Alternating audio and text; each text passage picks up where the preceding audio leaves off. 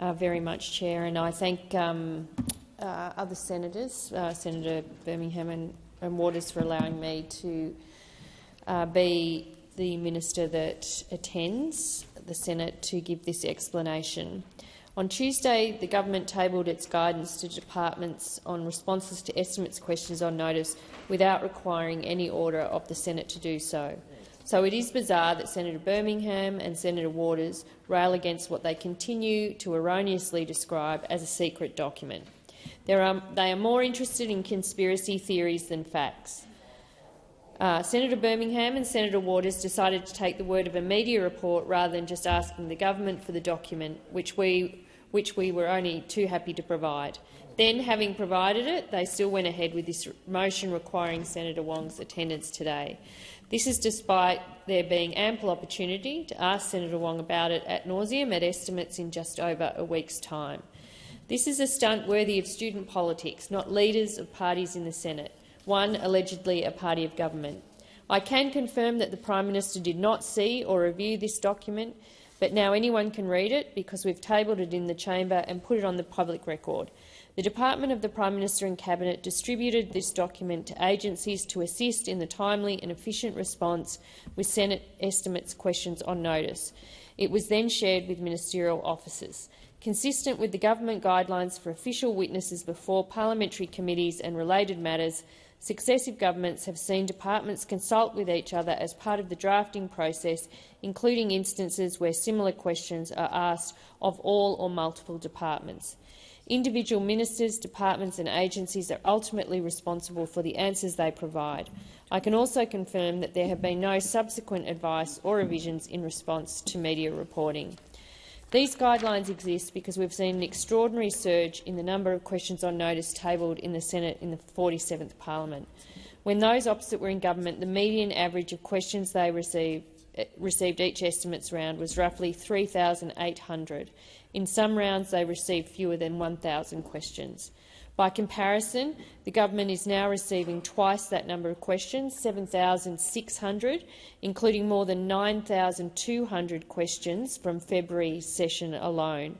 Some of these questions then contain numerous sub-questions, meaning that the true number is far beyond that. This government wants the public service focused on working for all Australians. This includes answering questions that are in genuine public interest, but what we are too often seeing from the opposition are questions seemingly written to waste the resources of the public service. And this is the grand irony of the feigned outrage from those opposites. Senator Birmingham has written an op-ed overnight bemoaning our efforts to rebuild the public service, complaining about perceived waste and inefficiencies. But Senator Birmingham himself tabled a question on notice asking the Department of Prime Minister and Cabinet what temperature their office thermostats are at. And yet he must stand in awe of the efforts of Senator Hume, who has asked nearly 13,000 questions since May 22, including over 330 questions about the use of paper alone. This newfound interest in accountability is particularly galling from the Coalition, given that they boast a former Prime Minister who secretly appointed himself to 5 other ministries, including Senator Birmingham's areas, a current Shadow Attorney-General who refused to cooperate with an AFP investigation, and a leader of the Nationals in the Senate who only gave evidence to an inquiry into sports rorts after the Senate forced her to do so.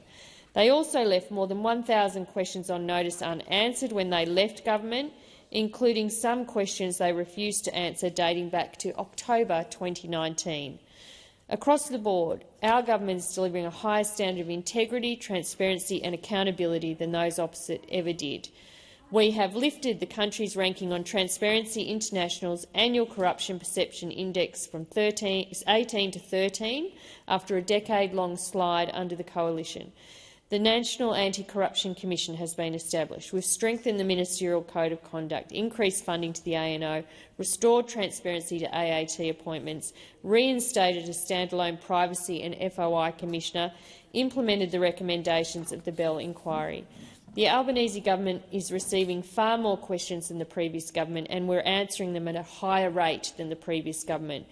We do so because we are committed to accountability and transparency. And the vexatious use of questions on notice by the Liberals and Nationals diminishes the capacity for us to respond in substance to legitimate questions asked by other parties and independents. We believe that the public service, like this government, should spend its time working for Australian people and not auditing thermostats for Senator Birmingham's amusement. Thank you, Minister. Is anyone seeking to take note? Senator Birmingham. Thank you, Deputy President. I move to take note of the statement by the Minister. And Deputy President, this is a shameful and shameless attempt at systemic cover-up and obfuscation by the Albanese Labor government. The benignly named approaches to SE QONs asked of all or multiple agencies provided by the government, let's be clear, only after journalists had found and published extracts of it, and only after every single non-government senator had indicated their support for a motion requiring that it be tabled. The tabling of this document shows the systemic approach of the government to avoid answering questions. There is no defence to the blatant attempt to subvert the legitimate processes of this Senate and no defence to the contempt shown by the government in this document. We've heard Senator Gallagher try to make a virtue out of tabling the document, yet the reality is they were pushed and forced to table the document. And credit goes to the journalists at Capital Brief for uncovering it. The hypocrisy of the government in claiming time and again that a Labor government would herald a new era of transparency is on show. The Minister often tells us how much words matter, and she's right, words do matter. It mattered when, in the lead-up to the election, the opposition promised Australians greater transparency, when the Prime Minister said pre-election that there would be a deeper respect for the Australian people and for the integrity of our democracy, real accountability. That's what he promised. After the election, he said transparency is always a good idea, and he was still claiming that it was a good idea in January this year, just a few months ago, even as his office and or his department were working on this manual, a manual in opaqueness and obfuscation. His own code of conduct promises integrity, honesty and accountability, and that his ministers would observe standards of probity, governance and behaviour worthy of the Australian people. Yet remarkably, when this document has been exposed for what it is, the government stands by it. How does this government act? Well, it instructs department heads and departmental officials on how to avoid answering questions. So now we know what the Labor government means by transparency. It means that if a departmental secretary is asked how many meetings they've had with a minister, don't answer the question, just say you've had lots of meetings with ministers. If asked how much money is spent on retreats and external speakers, don't actually detail that, just say it would be a diversion of resources to answer that. If asked whether a department is spending taxpayer dollars on training or giving advice, even advice on how to answer questions at estimates, they should just say, we don't know because it's not centrally recorded. If asked for data or information that is routinely provided to senators through estimates, the Labor government's advice is to tell senators to just Google it. Go and look it up elsewhere. If asked about detailed questions around estimates variations by government agencies and departments, the response is go and look in the parts of the budget paper that don't actually detail those estimates variations to the same extent. This is apparently how the Albanese Labor government demonstrates integrity, honesty and accountability. Senator Gallagher may say the Prime Minister has not seen this statement prior to its publication, but he certainly should have heard about it by now, and he should not be standing by it.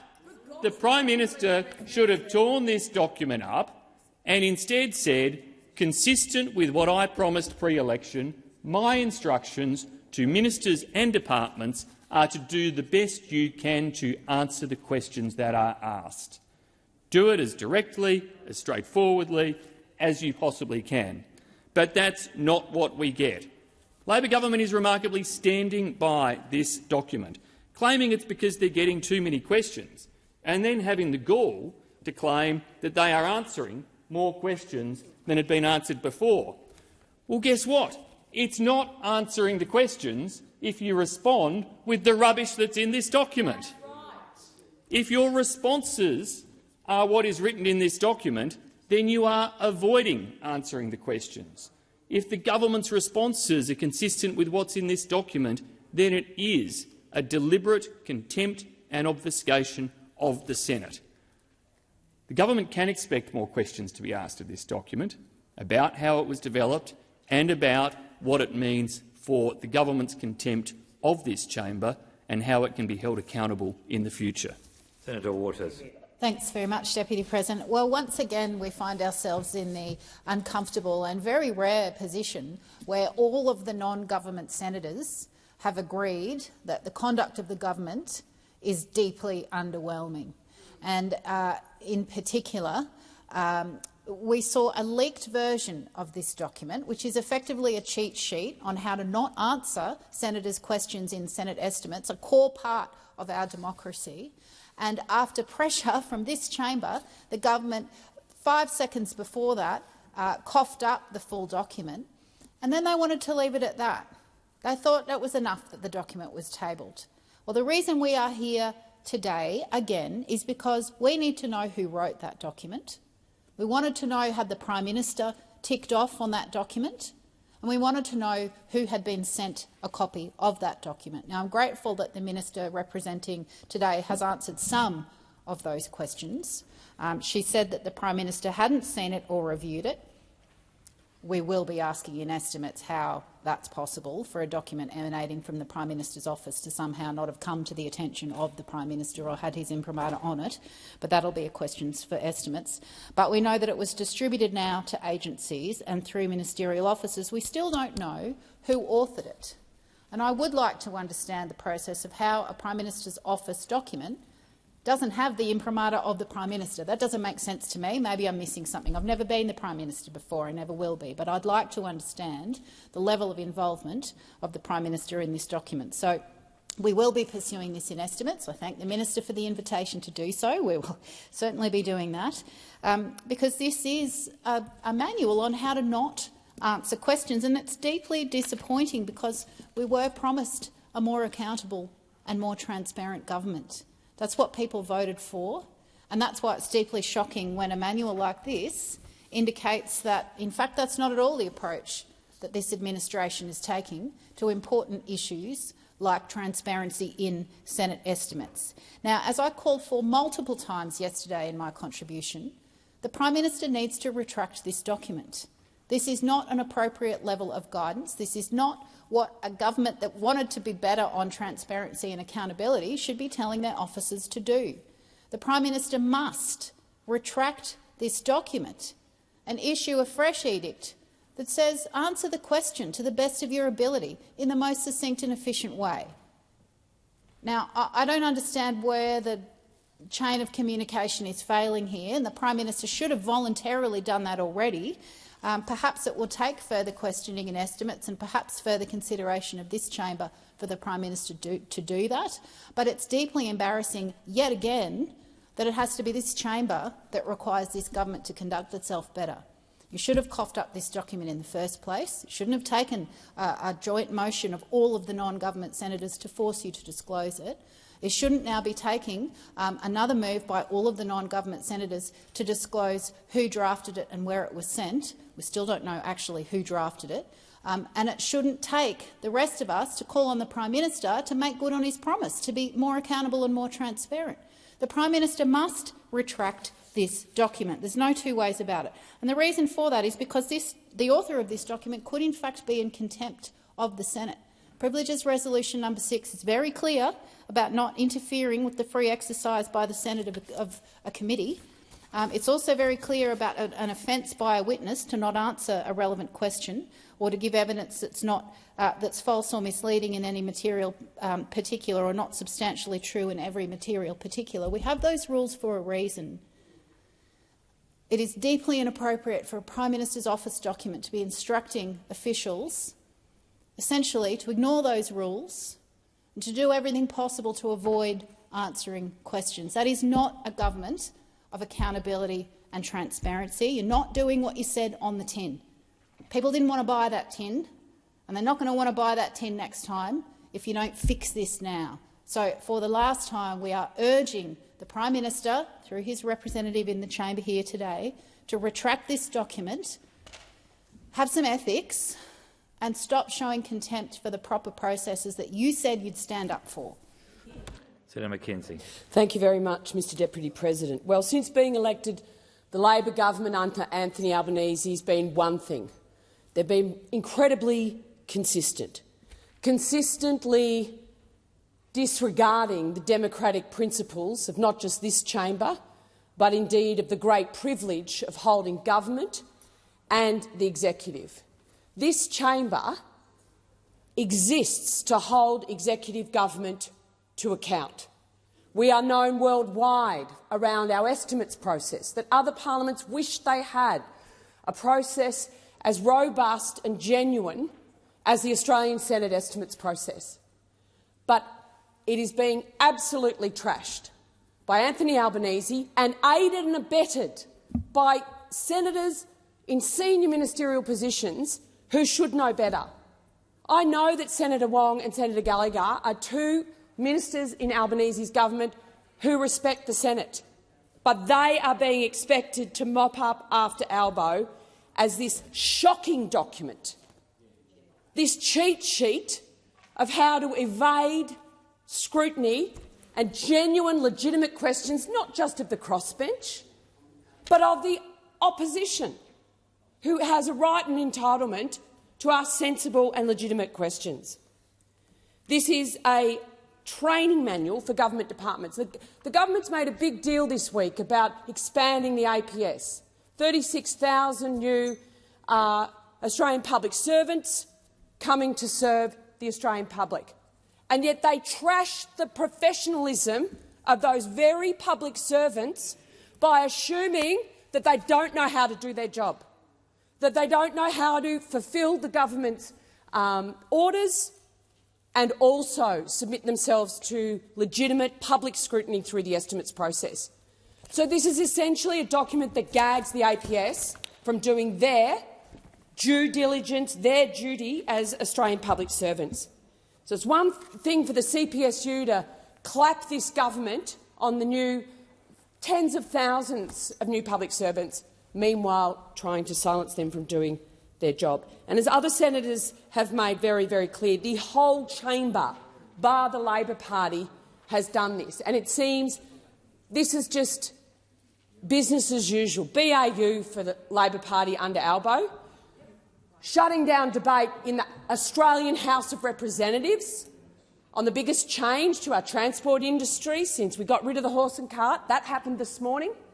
Shutting down inquiries, guillotining to date, not because it's the end of the year or the end of the financial year or there's actually some technical reason we have to get legislation through this afternoon by close of business because otherwise the legislation will be moot. No, it's only for political reasons. It's so that the public doesn't know what's happening here, doesn't know that a new tax is being implemented, doesn't need to know what this government is doing. It is shrouding these public chambers and our public processes in secrecy. He swore that he'd operate a classic cabinet process. And we stand here, we've got ministers who refuse to answer questions, who refuse to respond, are trashing our very institutions day in, day out. I just want to remind the Leader of the government in this place of things she spoke about prior to becoming the Leader of the government in this place. Senator Wong said each time a minister comes in here and refuses to give an answer or refuses to table any information when documents are ordered to be produced, the Senate is diminished. Yes, it is. And you are daily diminishing this Senate and daily diminishing our democracy every time you use the guillotine for political purposes. This is not a student union where you just get to walk in with your constitution, do your numbers, wham, bam, we win, you don't, you're shouting us beers at the union pub. This is the Australian Senate. This is the Australian Parliament. And we talk a lot about respect today. The President was talking about respect. Respect also means giving space for opposing voices to be heard. You will still win. Your legislation will still get passed. But you will have given the millions of people who don't agree with you an opportunity for their perspective to be put. I just think this is appalling, and I have nothing more to say. Before I give you the call, Senator Cash, I understand Senator Cash and Senator Roberts wish to contribute to the debate. Is anyone else, just so that I can ensure fairness in the Senate? Okay, Senator Cash, and then we'll give the call to Senator Roberts. Senator Cash. Thank you very much, Deputy President. Wow. What are we actually taking note of today? Well, we are taking note of the pathetic explanation that was given by Minister Gallagher on behalf of Minister Wong in relation to why the Albanese government prepared a document that, as we know, has been provided to public servants and sets out for them A, how not to answer questions in Senate estimates, but B, worse than that, then gives them the actual suggested draft response. In all my years in this place, and I'm going on 16 years in this place, I don't think I have ever seen by a Prime Minister and a government a bigger flouting of democracy. Can you honestly imagine if a coalition government had prepared such a document? This is not rumours. This is not suggestions. The document is right here. We have it in the Senate for all of the Australian public to see. A document provided by the Prime Minister's office. Senator Waters is right. If it's provided on behalf of the Prime Minister's office, it is provided by, quite frankly, the Prime Minister himself to the apolitical public service, and I say apolitical with tongue-in-cheek because it's anything but when you're being provided a document by the Prime Minister of Australia's office that tells you how you should and should not answer questions in Senate estimates. Mr Albanese talked a big game on transparency prior to the last election. Mr Albanese actually said to the Australian people, in fact, it was one of the reasons he said they should vote him in.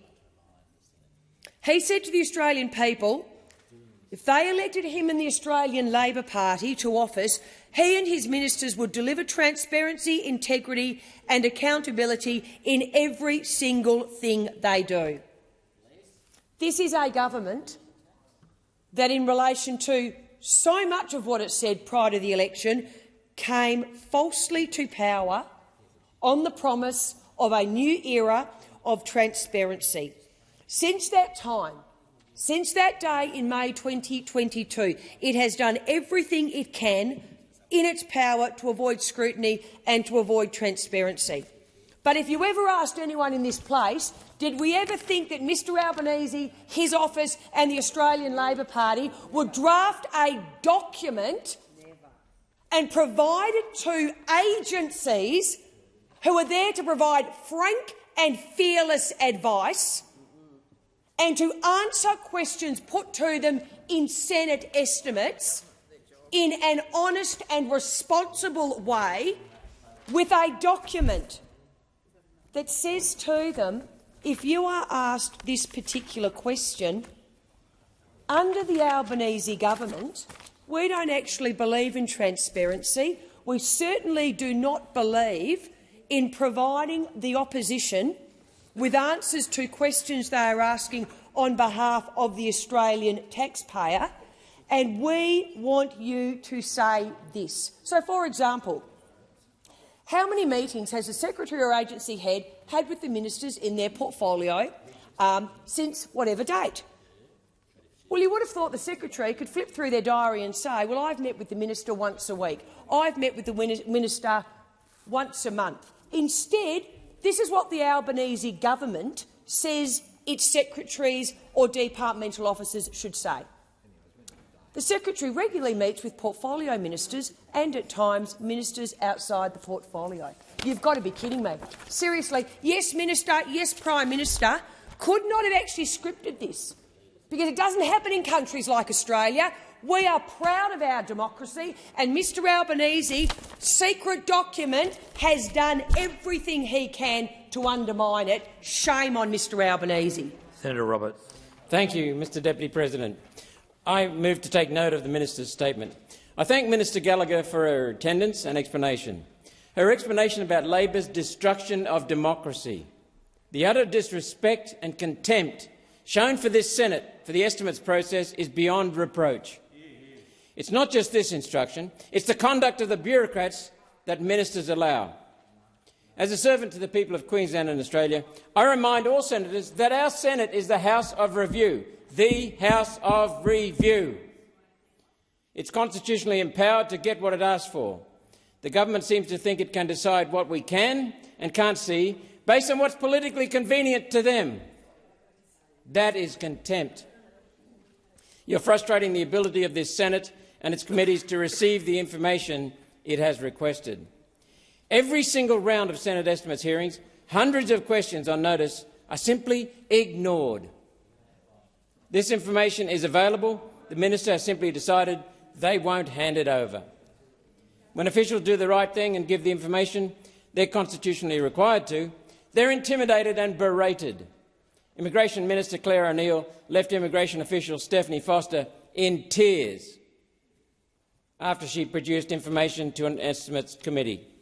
This is evil, anti-democratic behaviour.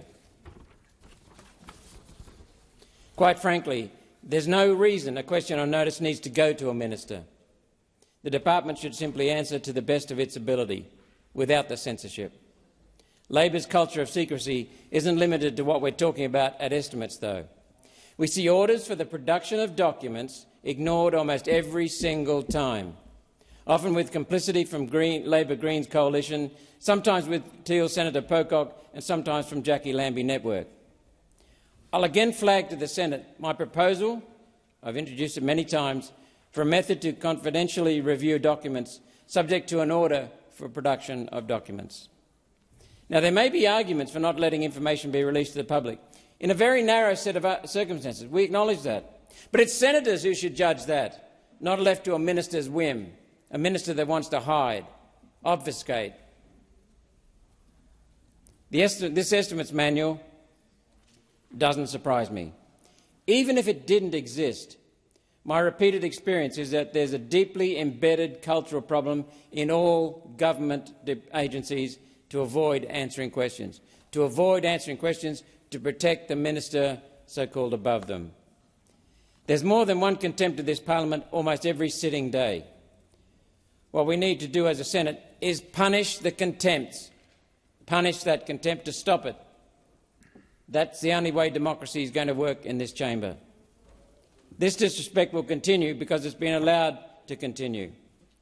To the opposition, I say, you're more than happy to roll into this chamber and gently slap Labor over the wrist with 5-minute puff pieces and then walk out, all forgotten. Yet you won't move a contempt motion on the dozens of examples that have already happened, as we've repeatedly suggested. That's what we need to do, move contempt motions. As a Senate, we need to hold people who breach Senate orders with contempt. Hold breaches in contempt. The Senate has more powers than a Royal Commission. It has more powers than any upper house in the world except for the United States Senate. Sadly, the senators in here refuse to enforce those powers. Only need to be done once or twice. Start taking real action against the contempt of this Senate, or it will continue as it has, and democracy will die. Senators, let's hold in contempt those who treat the People's Senate with contempt.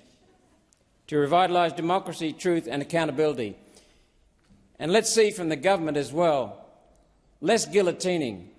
I know you have the Greens and some of the crossbench senators as regular supporters of guillotining, but guillotines don't allow the voice of the people to operate in this chamber.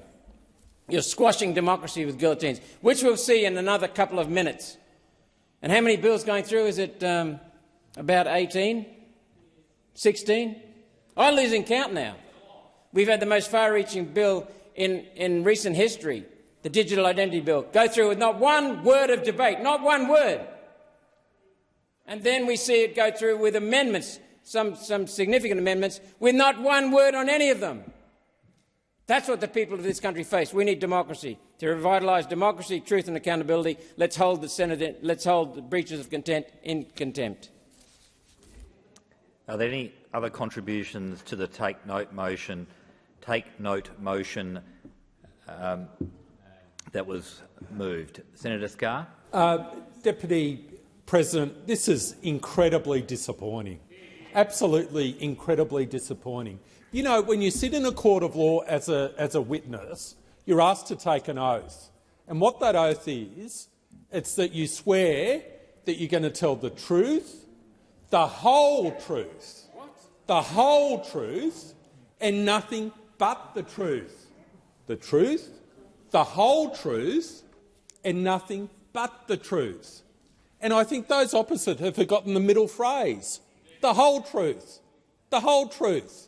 And that means you don't deflect, you don't divert, you don't intentionally withhold information from the Senate which you would be able to provide to the Senate. And that's the malintent behind this manual, which Senator Waters from my home state of Queensland touched upon. It's the malintent behind that manual, where you've got the information, you've got access to the information, you have time to get the information, but you intentionally withhold that information and deflect. The truth, the whole truth, nothing but the truth. That's what the people of Australia expect. And as my friend and colleague Senator Cash said, it is something like out of Yes Minister. I've got the volume of Yes Minister at home. I'm going to bring it down for estimates. I'm going to bring it down for estimates, my volume of Yes Minister. I'm also going to sit there with the manual, and every time a poor old public servant utters a phrase that's in the manual, expect someone to say, well, that's from page 4 of the manual. That's from page 5 of the manual. Estimates bingo, Senator Poker. Absolutely, estimates bingo. A new game brought to you by the Labor Albanese government. Estimates bingo. The poor old public servants and bureaucrats, I feel for them. I actually feel for them because they're being placed in this invidious position by the Albanese Labor government. I actually feel for them. I really do, because of the pressure they're being placed under, because of this awful, awful manual. Who wrote this thing? Who actually wrote this thing? It's extraordinary. It's just extraordinary. And they put it in writing? They're shameless. It's shameless. It's obnoxious. It's shameless. It breaches every point of good public policy that's ever been invented. It just fails on so many avenues. The truth, the whole truth, nothing but the truth. It's a standard which I think the people of Australia reasonably expect their governments to uphold. It's a standard which the Prime Minister, when he was in opposition, said he was going to bring a new era of transparency. It's a new era, but it's not a transparency. It's a new era of obfuscation. It's a new era of deflection. It's a new era of not answering the question. The truth, the whole truth, nothing but the truth. That is the reasonable expectation that the people of Australia have of people sitting in this chamber and of those who participate in the estimates process. And again, how dare you put our public servants in that position, in that invidious position? Most of them are trying to do their best, and then the application of this brutal political power to them when they're doing their best to answer questions from those on the crossbench, from the opposition, you put them all in a terrible, terrible position. It really is shameful. It really is shameful. And it's made even more shameful by the pledges, the promises, before the election. Before the election, we promised transparency, openness, a new era of transparency. After the election, Exhibit A, Your Honour, this is the manual. How to avoid answering a question. How to stop providing obfuscating the questions, legitimate questions in this Senate, how to stop those questions being answered, deflect, divert and refuse to respond. Just absolutely shameful. And then to try and deflect with this nonsense about, oh, you've asked questions about X, Y, Z. Well, sorry, that isn't the point. That isn't the point. The point is the manual. The manual speaks for itself. And the people of Australia have every right to expect from senators in this place and from bureaucrats, public servants, to tell the truth, the whole truth, and nothing but the truth. The time for this debate has expired. I intend to put the question. This is on the take note, Senator McKenzie. So I'm going to put the question on taking note of the answer of the minister. Those for the question say aye. Against no. The ayes have it.